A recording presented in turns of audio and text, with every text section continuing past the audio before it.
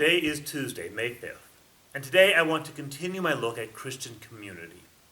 And in the book of 1 Corinthians, Paul wrote something interesting about Christian community. Now, in context, Paul was writing more about evangelism and reaching out to those who do not know the gospel, but I think his words apply well to our community.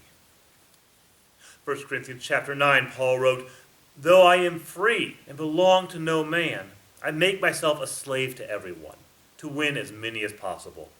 To the Jew, I have become a Jew to win the Jews.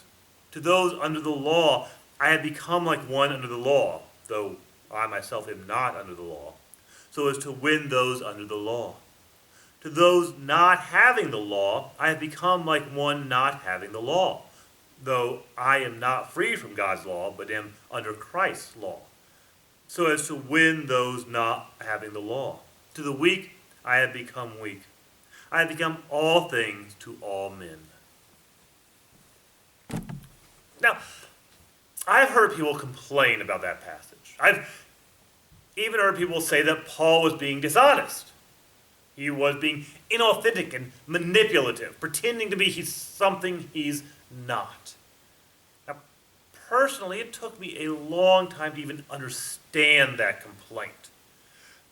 I had to understand that it was coming from the point of view of the unbelieving world, which says that really everybody's just out for themselves, and no one can genuinely love their neighbor as themselves.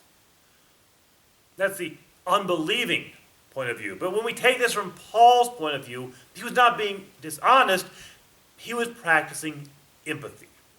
And just a quick note on words. Sympathy is about our emotions. It means I feel what someone else feels. Empathy is about our imagination. Empathy is imagining myself in someone else's situation and thinking about what it would be like to walk in their shoes.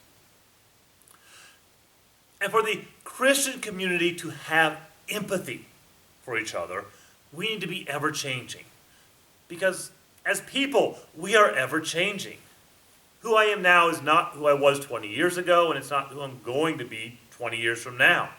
If we're going to have empathy, then we need to approach people where they are and understand their point of view in life. If I am dealing with a high school student whose parents are getting a divorce, then I need to let him rage about that and let him know that his rage is not going to drive me away. If I'm dealing with a college student who's just recently graduated and unsure about life, I need to enter into her uncertainty about the future. If I'm dealing with new parents, then I need to experience and have empathy with them about their joy and their anxiety about parenting. For those who are suffering, I need to come alongside and suffer with them. For those who rejoice, I need to enter into their joy. We have been called to be all things to all people. Not that I'm going to pretend that I'm something or not, or act as if I can genuinely understand everything another person is going through. But I am going to approach them from their point of view. That we are going to have empathy for our Christian brothers and sisters in Christ. That we need to come to them where they are.